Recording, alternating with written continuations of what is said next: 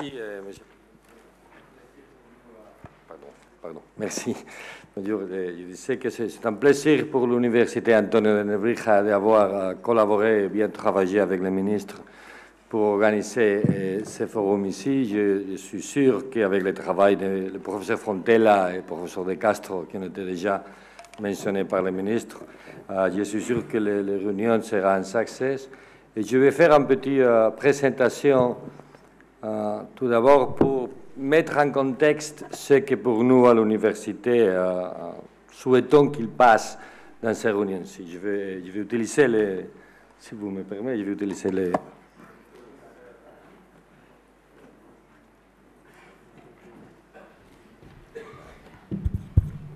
Alors,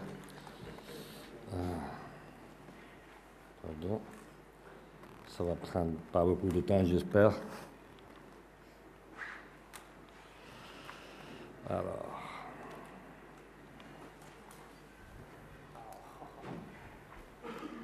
Alors, la présentation, c'est un peu la présentation des approches géostratégiques pour une nouvelle géographie économique du Maghreb, en précisant le titre « Le co-développement, une opportunité face à la globalisation ».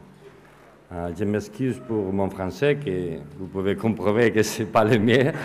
Mais je vais essayer de parler en français. Je crois que c'est un devoir que nous avons pour nos amis ici. Enfin, on parle de la globalisation. La globalisation, c'est beaucoup de choses. On parle toujours de ça. Pour nous, la globalisation est le résultat est quand même mis en marche 5 processus différents. C'est le résultat de la globalisation de production et commerce. C'est aussi la globalisation des finances. Aujourd'hui, presque tous les pays ont presque complètement ouvert la compte de capital et pour ça, ils sont quelquefois sujets de mouvements trop rapides et spéculatifs, un peu volatiles de capital, mais aussi en même temps, comme résultat de l'ouverture de la compte de capital, ils sont pris de la discipline financière et de la discipline économique qui les permet de réussir à emporter les capitaux. Aussi, la globalisation, c'est la globalisation de la science et de la technologie. La science et la technologie passent d'un pays à l'autre. Enfin,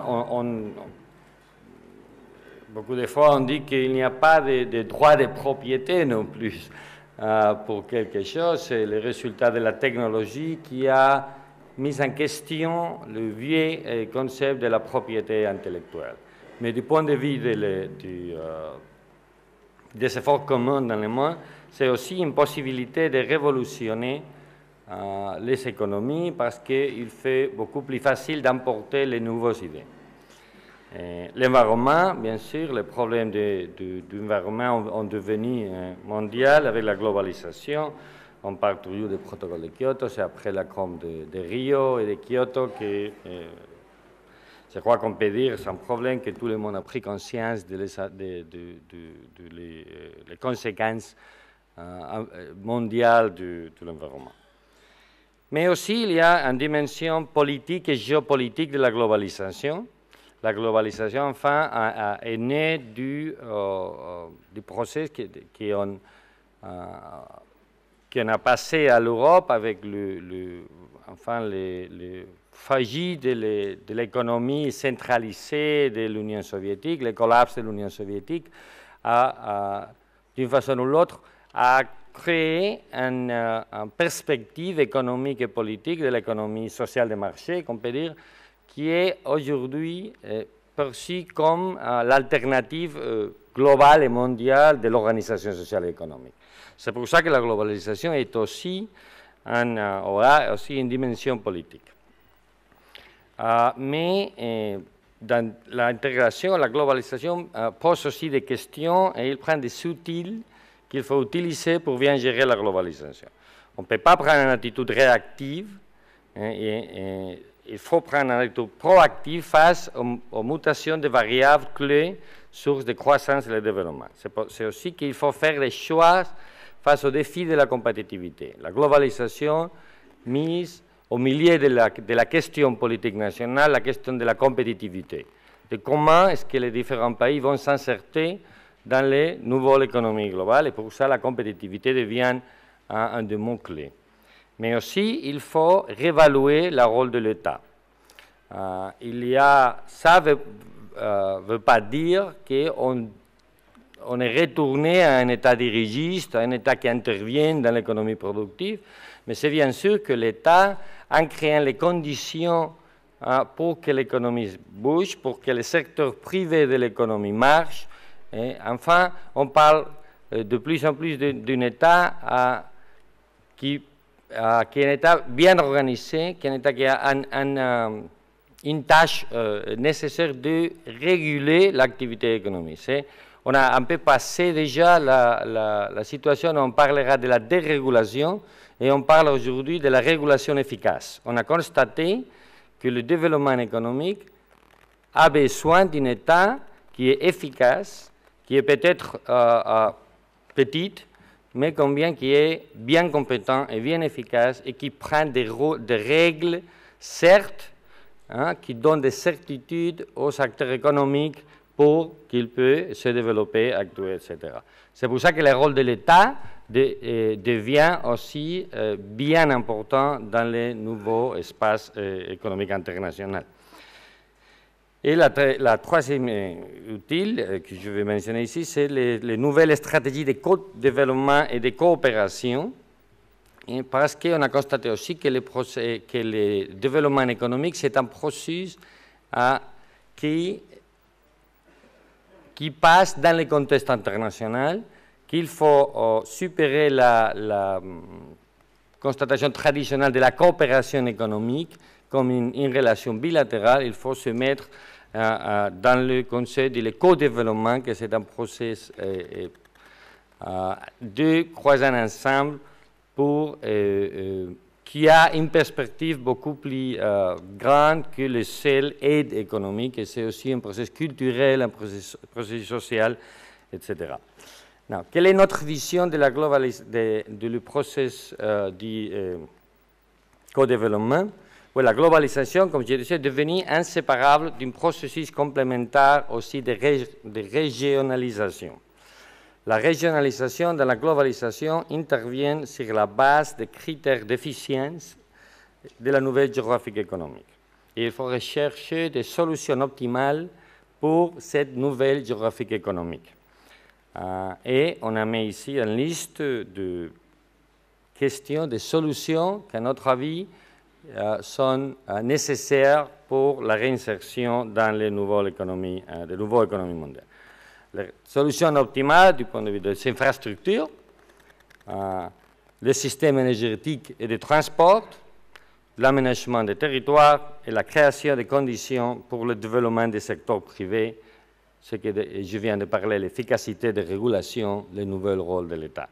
C'est dans ces quatre espaces-là que nous, à l'Université de Nebrija, on aimerait bien qu'on parle dans ces 2 jours, parce que ce sont les outils qu'il faut développer pour créer la régionalisation, pour qu'à notre avis, permettra le Maghreb et le Maroc de prendre ce rôle dans la nouvelle géographie économique.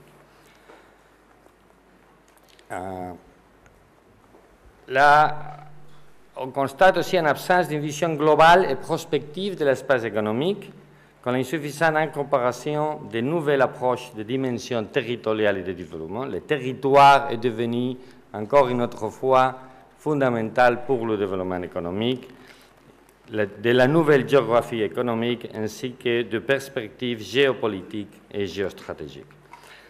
Dans les mécanismes et autres instruments d'analyse et de politique envisageables pour réussir le processus d'intégration.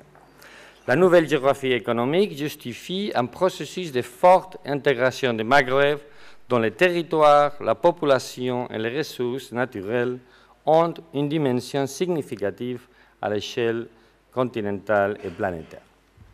Now, quel est notre espoir? Well, notre espoir, c'est que la force des avantages rationnels de l'intégration du Maghreb doit prendre le dessus sur les blocages actuels qui sont fondamentalement, essentiellement, des caractères géopolitiques.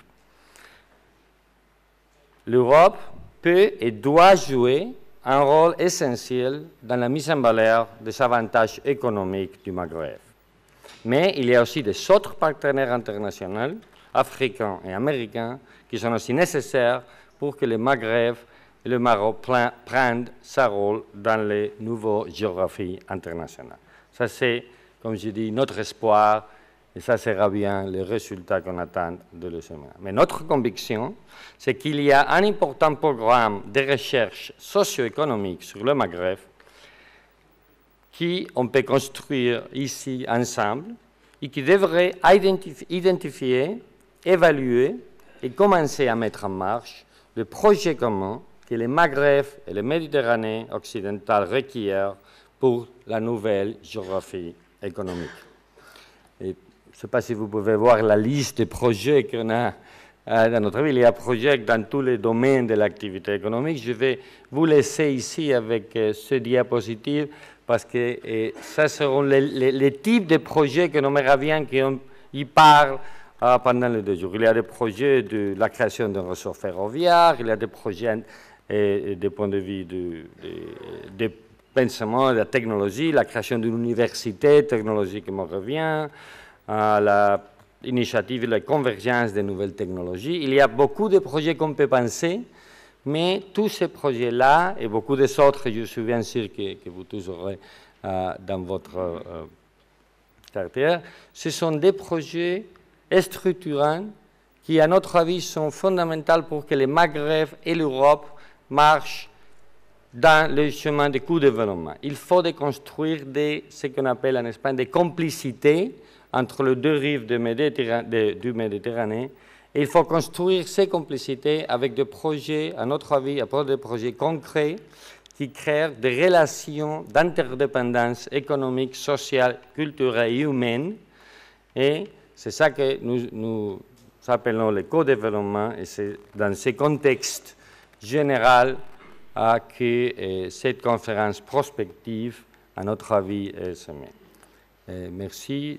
Je ne vais pas prendre beaucoup de temps. Il y a 5 personnes qui vont prendre la parole maintenant. Et je vous remercie pour votre patience. J'espère que dans cet esprit-là de co-développement, on peut passer des jours discutant ce projet-là et beaucoup d'autres projets. Merci.